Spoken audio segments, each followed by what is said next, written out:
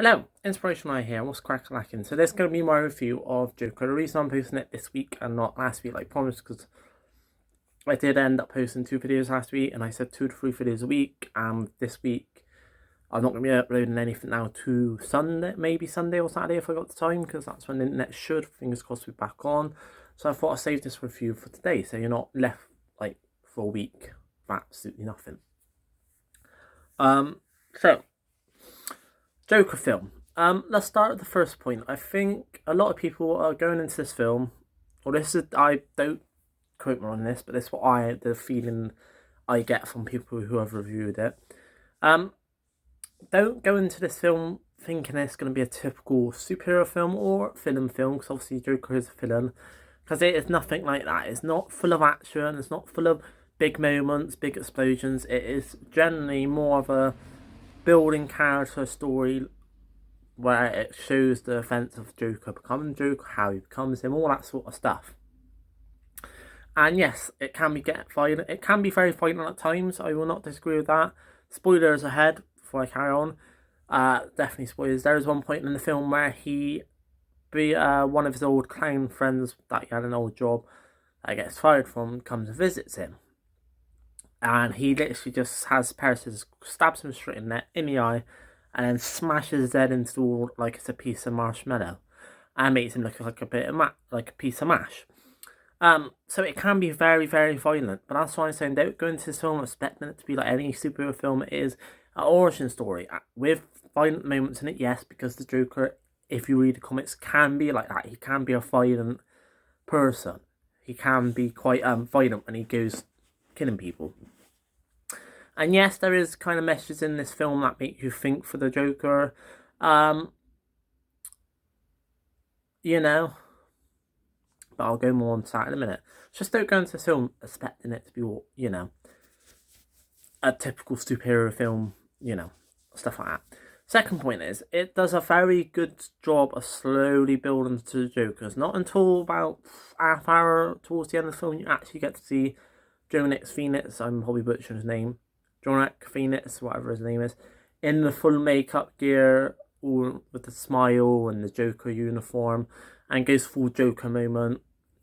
It's very slow build, a lot of things that happen along the way.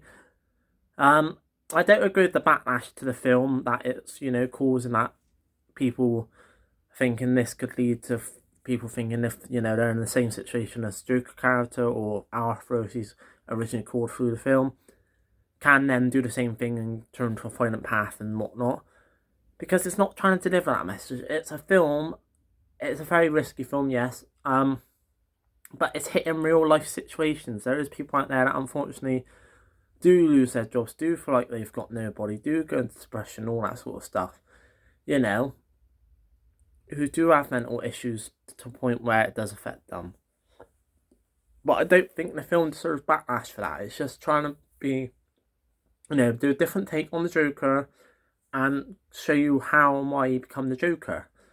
That part of it I do like that. It's a very slow build. It's a very slow build to the Joker becoming the Joker. You don't see him straight away. Like most other films you would see the Joker straight away, but this one really explores the history and, of the path and why he became the Joker and what caused him to, and his mother suffers from mental illness and craziness. So you kind of see where he gets it from, but still, I love that part of the film. I don't agree with the backlash getting over it. I had a very good conversation with someone on Twitter about this, to be fair. I understand why people's getting backlash over the film, because, as maybe people getting the idea that it's portraying certain things happen to you, it could lead you down a path of violence and you become mentally unstable, but, it's a film. People are taking it too serious, It's a tricky subject. I don't want to cause offence, I'm just saying my opinion here, but I can see why the backlash is there, but I don't agree with the backlash, if you get what I'm saying.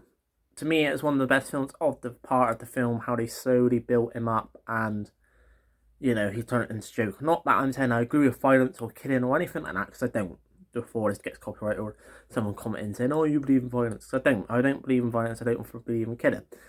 But I just like that aspect of the film. Third thing I've got to say is I love the ending. You know, it's kind of nice big moment for Arthur where he fully becomes Joker, admits to the killings he'd done of those three men, because obviously throughout the film he kills three men on subway, and then throughout the whole film they kind of trying to figure out who done it, and then he kind of goes on stage and admits it. And you kind of get this big moment when he becomes Joker, like full on becomes Joker, admits he likes the chaos, he likes the killing, he likes killing rich people because they put poor people down, and all that sort of stuff, and that he did start the revolution, you know.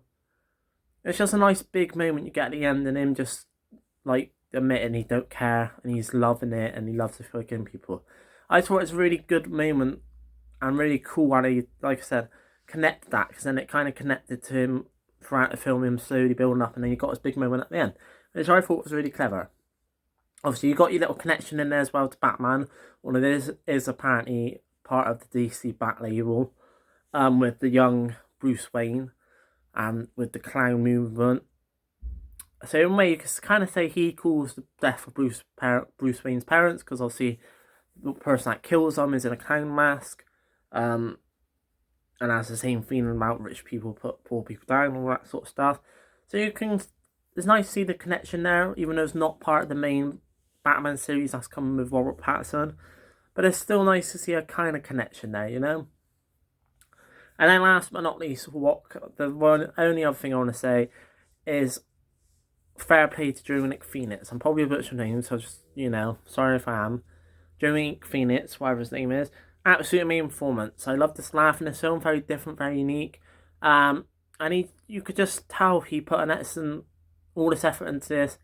You know, bits where he's just dancing and, like I said, his laughs, where he just played it perfectly. He made it so different and unique to him. You know, he's up there with Mark Hamill, the one that doesn't the animated Joker. He's up there. He's definitely up there as one of my favourite Jokers, and fair play to him. He put a lot of effort, you could tell he put a lot of effort, and he made it an awesome interpretation of Joker. So overall, I would go and see Joker if you're into Batman or Joker, or you know. But don't expect it to be a super film. It's a very different film, but it's a very good film as well. So I will be back hopefully weekend now, probably, if I got time, do a bit of Control and NBA, hopefully. I'm not promising. Yeah. Check out ANG podcast page. I've updated it with a live video to say a bit more on what's coming into the next podcast. Yeah, I've been Inspiration A. This has been my review of Joker. Amazing film. Check it out. Peace. See you later. Bye.